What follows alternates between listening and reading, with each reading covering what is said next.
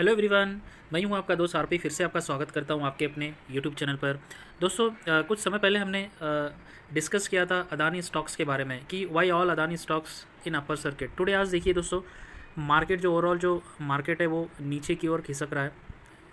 Market लगभग bearish लोगों के हाथ में आ चुका है अभी। ज़बरदस्त गिरावट की मोड़ में मार्केट लग रहा है।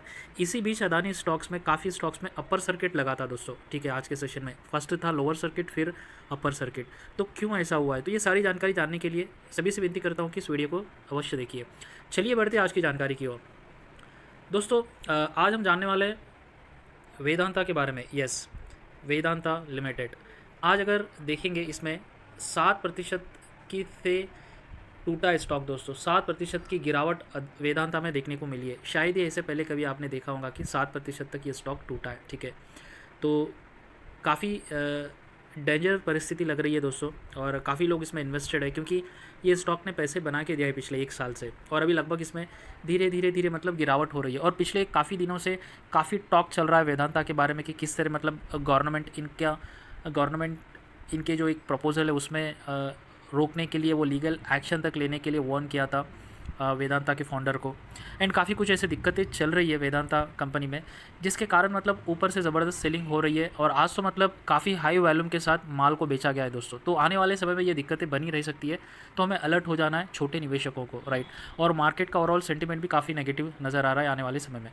तो ये वीडियो में हम कंप्लीट जानकारी देखेंगे कि मतलब ये गिरावट क्यों हो रही है और इसके कारण क्या है, और आगे हमें क्या करना है एज ए इन्वेस्टर दोस्तों। रिटेल इन्वेस्टर्स हो, या फिर हम चाहते कि लॉन्ग टर्म के लिए अगर वेदांता में कुछ हमारी इन्वेस्टमेंट करना चाहते हैं, या फिर अगर आप ऑलरेडी इन्वेस्टेड है तो आगे क्या करना है, तो सारी जानकारी हमें जानने को मिलेंगी इस वीडियो में। तो अंत तक मेरे साथ बने रहिए। तो आज तो देखिए लगभग 7% की तेज़ी गिरावट के साथ ये स्टॉक बंद हुआ है। अगर मैं इसका 5 दिन का भी अगर रिटर्न की बात करूँ दोस्तों, तो देखिए 12% स्टॉक टूटा है। 12% 5 दिनों में। 1 महीने का अगर रिटर्न की बात करूँ तो लगभग 18% की गिरावट ही हमें वेदांता में देखने को मिली है। 6 महीने की अगर रिटर्न की बात करेंगे तो दोस्तों, तो देखिए मात्र 2% की तेज़ी हमें देखने को मिली है 6 महीने में। और इस साल अगर हम देखेंगे लगभग 15% की गिरावट है। अगर मैं लॉन्ग टर्म 1 साल के लिए ले लूँ तो 1 साल के लिए भी देखिए दोस्तों 31% की गिरावट हमें वेदांता में देखने को मिली। यानी पिछले 1 साल से इस स्टॉक ने कोई पैसे बना के नहीं दिया है। हालांकि मैं आपको बताना चाह रहा हूँ, यहाँ पर देखिए दोस्तों अप्रैल 2022 में 430 रुपये स्टॉक का प्राइस था, वो अभी गिरकर 268 रुपीज़ हो गया। यानी 1 साल में ज़बरदस्त इसमें गिरावट हमें देखने को मिली है दोस्तों। ठीक है, तो गिरावट धीरे धीरे मतलब बढ़ती गई है, और काफ़ी लोग शायद इसमें ख़रीदारी भी करती गई, क्योंकि देखिए वेदांता डिविडेंड काफ़ी कुछ डिविडेंड देता है इन्वेस्टर्स को, जिसके कारण काफ़ी लोग मतलब जो डिविडेंड पसंद प्रेमी होते हैं भाई, इतना माल लेकर बैठ जाता है स्टॉक से, मतलब डिविडेंड आते आते वो स्टॉक ही उनका फ्री हो जाता है। ठीक है, रिस्क फ्री हो जाता है। लेकिन अभी आगे क्या होगा, कंपनी भारी भरकम कर्जे में, काफ़ी कुछ दिक्कतें कंपनी पर मंडरा रही है, और आने वाले समय में अगर ये कर्जा नहीं चुका पाएंगी तो मतलब क्या होगा। ठीक है, तो रिटर्न्स हमने देख लिया है, सारे नेगेटिव है। तो चलिए जानकारी की ओर। तो मैं आपको ले चलता हूँ दोस्तों एक नॉर्मल स्क्रीन पर जो हमारी है। यहाँ पर मैं आपका ज़्यादा समय नहीं लूँगा। कुछ जानकारी है जो मैं आपको बताना चाहता हूँ, वो काफ़ी आवश्यक है। मार्केट कैप लगभग 1 लाख करोड़ का है दोस्तों। ठीक है, अब मैं पी के या फिर वो डिटेल नहीं बताऊँगा, लेकिन मैं आपको बताऊँगा देखिए स्टॉक कितना टूटा है। लगभग 40% अपने 52 वीक हाई से 40% तक ये नीचे लुढ़क गया है दोस्तों। ठीक है, अब आती है सबसे इसकी महत्वपूर्ण जानकारी जो आपको गौर से सुनना होगा, वो है इसका कर्जा। देखिए 59,000 करोड़ का कर्जा है कंपनी के पास। 59,000 करोड़ का। अगर हम रिज़र्व देखेंगे कंपनी के पास कितना रिज़र्व है, 59,000 करोड़ कर्जे के अगेंस्ट 53,000 ऑलमोस्ट 54,000 करोड़ का रिज़र्व है। यानी कर्जा रिज़र्व से भी ज़्यादा है। ये सबसे बड़ी दिक्कत मुझे काफ़ी समय से वेदांता में खटक रही है दोस्तों, कि कंपनी का कर्जा काफ़ी ज़्यादा है। तो पहला जो पॉइंट है मैं आपको बताने की यहाँ पर कोशिश कर रहा हूँ, कंपनी काफ़ी भारी कर्जे में है दोस्तों, काफ़ी भारी कर्जे में। ठीक है, अब दूसरा पॉइंट आपको देखना है, ये है प्रमोटर होल्डिंग। लगभग 70% की हिस्सेदारी वेदांता की प्रमोटर के पास है। काफ़ी अच्छी बात है, लेकिन उस 75% की हिस्सेदारी में आप देखेंगे लगभग 100% की जो हिस्सेदारी वो प्लेज्ड है। यानी प्रमोटर के पास जितने भी शेयर्स है वो गिरवी है दोस्तों, प्लेज्ड है। उन्होंने कहीं ना कहीं ये गिरवी रखकर पैसे उठाया है मार्केट से, गिरवी है। तो ये दो बड़ी बातें यहाँ से हमें देखने को मिली है।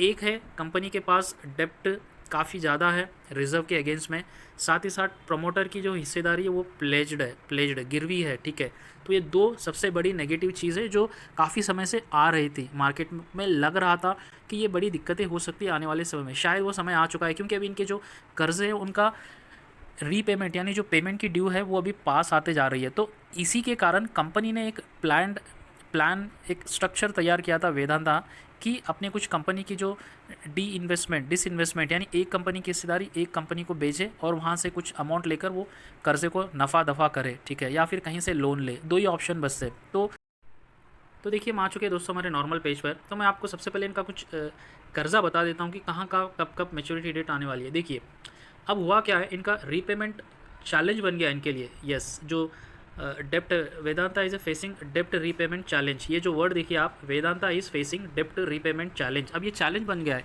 जो कर्जा है वो प्रॉपरली मैनेज ना होने के कारण या फिर पता नहीं, बट ये चैलेंज बन चुका है। तो आगे क्या है देखिए, the Vedanta Limited has to pay 1.2 billion due by financial year 2023, 4.4 billion due by financial year 2024, 3.9 billion due by financial year 2005, 4.7 billion due by financial year 2026। ये 25 है, 24 है, 23 है, 26 है, ठीक है। तो आने वाले 3 से 4 वर्षों में इनके कितने पैसे जो रीपेमेंट इनको करना है, देखिए ये दोस्तों बिलियन डॉलर्स है, मिलियन नहीं, बिलियन डॉलर्स, यूएस डॉलर की मैं बात कर रहा हूँ। काफ़ी भारी भरकम ये कर्जा होता है, ठीक है। तो आने वाले 3 से 4 सालों में इनको ये मैच्योरिटी डेट है इनके कर्जे की, तो ये काफ़ी बड़ा अमाउंट है। तो इसे कंपनी को मैनेज करते करते कर्जे को भी चुकाना है, जो ड्यू डेट के हिसाब से चलना है। और इसी पर मैंने एक वीडियो बनाया था कुछ समय पहले कि किस तरह इन्होंने प्लान किया है, बट वो प्लान कुछ प्रॉपरली सही ट्रैक पे नहीं चल रहे, ये लग रहा है मार्केट को भी। और काफ़ी लोग इसी की वजह से कंपनी को मतलब काफ़ी डाउटफुल देख रहे हैं, मतलब आगे क्या होगा, परिस्थिति क्या है, अननोन, एक अनसर्टेनिटी लग रही है काफ़ी लोगों को, जिसके कारण मतलब आज देखिए हैवी सेलिंग स्टॉक में देखने को मिला है। तो पहला था इनका कर्जा जो हमने अभी डिस्कस किया है, ठीक है।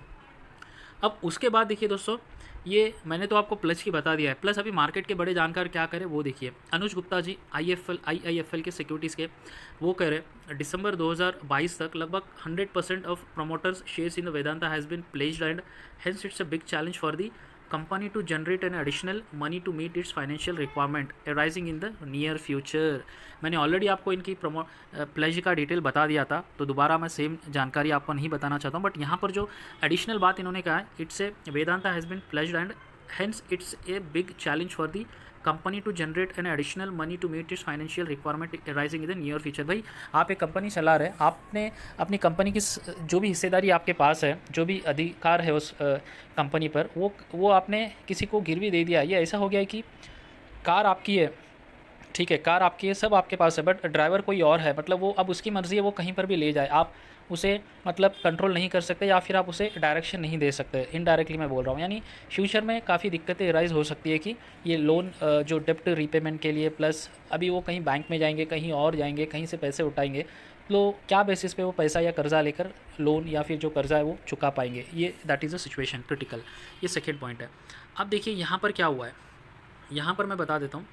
अब रिपोर्ट्स के हिसाब से ये क्या कर रहे थे, कर्जा चुकाने के लिए अपनी एक एंटाइटी को और एक अपनी सब्सिडी को बेचना चाह रहे थे। उस कंपनी में गवर्नमेंट की भी लगभग 30% की हिस्सेदारी है। तो जिस प्राइसिंग पे ये डील हो रही थी, गवर्नमेंट को वो वैल्यूएशन उतने मतलब समझ में नहीं आए, प्लस कुछ संदेह हुआ, जिसके कारण गवर्नमेंट चाहती है कि ये डील ना हो। तो यहाँ पर काफ़ी दिक्कतें वेदांता को निकल कर आ रही है कि मतलब अभी इन्हें कुछ करना ही है और ये लोन का जो डेप्ट का है वो तो उन्हें देना ही है। आइदर वो ये डील सक्सेस करे या फिर कुछ और लोन लेकर जो कर्जा भी उनका है नियर फ्यूचर में ड्यू है वो उसे पे करना है। तो ये क्या है देखिए, the government is not in the favour of Vedanta resources, जो लंदन बेस्ड कंपनी है Vedanta resources, plan to sell its global zinc assets to HZL। ये जो है दोस्तों हिंदुस्तान जिंक लिमिटेड है, इंडियन सब्सिडी है ये। तो वेदांता रिसोर्सेज चाहता है कि उसकी जो ग्लोबल जिंक का एसिड है वो HZL को बेचे। इसमें देखिए इंडियन सब्सिडी है ये, फॉर ऑलमोस्ट 3 बिलियन में ये डील जो है वो करना चाहते हैं, बेचना चाहते हैं। तो यहाँ पर देखिए the government has raise various concerns including the valuation of the assets as it's owns a 29.54% in the HZL which was privatise over 20 years ago. तो एक प्राइवेट एंटिटी है, बट गवर्नमेंट की भी इसमें 30% की हिस्सेदारी है। तो मतलब वेदांता रिसोर्सेज चाह रहा था कि उनके जो इंटरनेशनल ग्लोबल जिंक का जो एसेट्स है वो चाह रहा था कि मतलब ये HZL को बेचे, जिसमें गवर्नमेंट भी एक मतलब हिस्सेदार है बड़ा सा, 30%, माइनॉरिटी शेयर होल्डर कह सकते हैं, but 30% is very big, decision ले सकते हैं। तो ये जो डील हो रही थी 3 बिलियन $US के हिसाब से हो रहा था, ठीक है। इतने पैसे वेदांता को मिल सकते थे डायरेक्टली अगर ये डील सक्सेस होती थी, कुछ राहत मिल सकती थी। लेकिन government has raise the concerns over the valuation of assets. शायद उन्हें जो डील 3 बिलियन US डॉलर का जो प्राइसिंग है वो पसंद नहीं आया, या फिर जो एसेट्स क्वालिटी वो उतने काबिल नहीं है कितना प्राइस दे सके। तो काफ़ी दिक्कतें गवर्नमेंट को यहाँ पर लगी है, जिसके कारण गवर्नमेंट इवन वेदांता ग्रुप को मतलब वार्न किया है कि आप इस डील को कैंसिल करें, वरना we are free to take the legal action to stop this, जो भी मतलब डील होने वाली है। यहाँ तक बात गई है दोस्तों। ये थर्ड सबसे बड़ी बात है। एक कर्जा दिक्कतें खड़ी कर रही है, प्रमोटर की हिस्सेदारी प्लेज्ड है, गिरवी है। तीसरा है जो ये कुछ रास्ता निकाल रहे थे, that is also not looking very smooth. यहाँ पर गवर्नमेंट ने अपने आंखें खड़े कर दिए, वो कह रहे हैं कि we are not with the deal, तो यहाँ पर भी उन्हें दिक्कतें झेलनी पड़ सकती है। अब इसके बाद हम देखेंगे एजेंसीज क्या करिए। S&P global rating stated in a report. अब एजेंसीज क्या करें, that if Vedanta resources lead by mining billionaire Anil Agarwal is unable to advance either the $2 billion fundraising exercise or the sale of its international zinc asset to Hindustan Zinc Limited in the near future, the company's credit rating will face immediate strain. Immediate strain यानी negative असर हो सकता है। अभी देखिए यहाँ पर ये आइदर ये $2 billion का फंड रेजिंग एक्सरसाइज करे, या फिर ये जो सेल जो international zinc assets to Hindustan zinc को बेचना चाह रहे हैं, दोनों में से कुछ एक करे। वरना अगर ये नहीं होगा तो आने वाले समय में डेफिनेटली इनकी जो कंपनी पर नेगेटिव इम्पैक्ट हो सकता है एज़ पर दी रिपोर्ट। ये एक दिक्कत है, यानी चारों तरफ से मतलब वेदांता में भी दिक्कतें नज़र आ रही है दोस्तों। और दूसरा है US डॉलर का प्राइसिंग बढ़ना, जिसके कारण वेदांता के जो हील्ड बॉन्ड है US में, वहाँ पर मतलब इन्हें इनकी जो बॉन्ड की प्राइसिंग है वो डिप्रिशिएट हो रही है, जिसके कारण भी मतलब स्टॉक में गिरावट हमें देखने को मिल रही है। तो अभी देखिए स्टॉक लगभग एक साल में 450 से लेकर अभी ये स्टॉक टूटा है 268 पर आके रुका है, और इसका लो भी जो है वो लगभग जो 52 वीक लो है वो भी लगभग 240 के आसपास है। तो यहाँ से अगर यहाँ 268 से 240 के नीचे जाता है तो इसमें और गिरावट आने वाले समय में बढ़ सकती है दोस्तों, क्योंकि कर्जा भी काफ़ी ज़्यादा है रिजर्व कंपनी के पास है, बट कर्जे से कम है। फंड राइजिंग इन्हें करना है, और जो कर्जे की मैच्योरिटी वो डेट वो पास आ रही है। साथ ही साथ इनको गवर्नमेंट की तरफ से भी उतना जो फेवर था वो नहीं मिला है। तो काफ़ी दिक्कतें निकल कर आ रही है वेदांता के लिए। तो इन्वेस्टर्स को मैं यही सजेस्ट करूंगा दोस्तों कि मतलब यहाँ से तो एटलीस्ट बाइंग नहीं करना है। अभी अगर आपके पास है तो फर्स्ट देखिए आप कहाँ तक अपने पैसे को गंवा सकते हैं, कि स्टॉप लॉस कहाँ तक आपने लगाया वो आप चेक कीजिए। और यहाँ पर नई बाइंग आप करना चाह रहे तो स्टॉक को और थोड़ा समय दीजिए, थोड़ा और नीचे आने दीजिए। जब पूरी तस्वीर क्लियर कट आएगी कि मतलब कहाँ से वो फंड रेस करेंगे, या फिर कैसे वो जो अपनी हिस्सेदारी को गिरवी उन्होंने रखा है कब तक उसे वापस लेंगे, और प्लस कर्जा चुकाने का प्लान, फुल प्रूफ प्लान क्या है, एक एक्टिव एक इंटेक्ट प्लान आने के बाद ही हम फिर से ख़रीदारी की ओर बढ़ेंगे। वरना यहाँ से और ये स्टॉक लगभग 60 से 70 रुपये और गिर सकता है, ऐसा लग रहा है। ठीक है, तो आशा करता हूँ ये जानकारी आपको पसंद आई है, तो चैनल को सब्सक्राइब अवश्य कीजिए और वीडियो को लाइक ज़रूर कीजिए। धन्यवाद दोस्तों।